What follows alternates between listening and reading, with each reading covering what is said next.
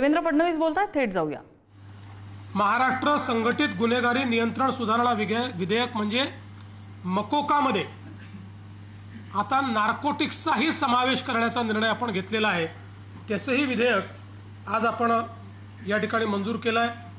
प्रादेशिक नियोजन व नगररचना विधेयक जे आपल्याला आपल्या शहरांमध्ये काम करण्याकरता केंद्र सरकारचे ज्याच्या माध्यमातून पैसे मिळू शकतील अशा प्रकारचं एक हे चांगलं विधेयक याला देखील या ठिकाणी मान्य करण्यात आलं आहे। या अधिवेशनामध्ये पुरवणी मागण्यांना मान्यता देण्यात आलेली आहे।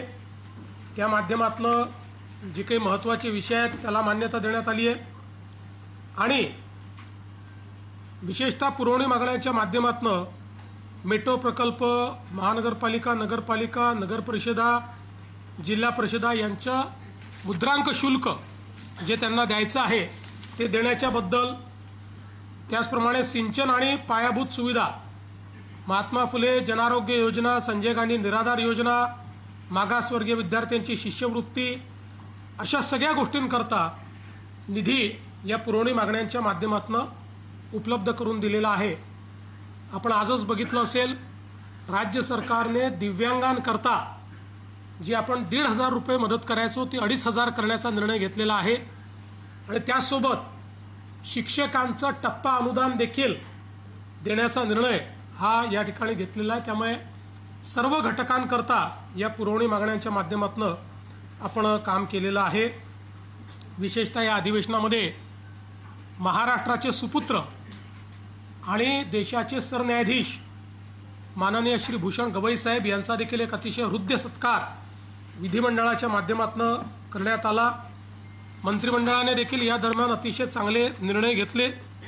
नवीन अनुकंपा धोरणाला मान्यता देण्यात आली आणि अनुकंपाची 2008 पासूनची जी वेटिंग लिस्ट आहे ती पूर्णपणे समाप्त करण्याचा निर्णय हा या ठिकाणी मंत्रिमंडळाने घेतला। पशुसंवर्धन विभागाला कृषी समकक्ष दर्जा देण्याचा निर्णय हा या ठिकाणी घेण्यात आला। महाराष्ट्र ॲग्री बिझनेस नेटवर्क प्रकल्प, मॅग्नेट प्रकल्प जो शेतीमध्ये अतिशय मोठी क्रांती करतोय त्याच्या टप्पा 2 ला म्हणजे 2025 ते 2030 या कालावधीकरता मान्यता देण्यात आली। श्री क्षेत्र संत शिरोमणी सावता महाराज संजीवनी समाधी मंदिर याच्याही विकासाकरता त्या ठिकाणी मान्यता देण्यात आली। अनेक महत्त्वाचे निर्णय या ठिकाणी केलेले आहेत।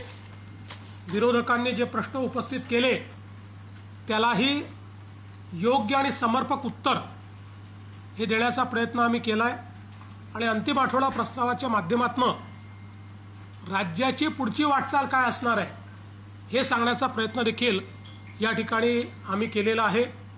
मला असं वाटतं की एकूण सत्तारूढ पक्ष म्हणून झालेल्या कामकाजावर आम्ही समाधानी आहोत।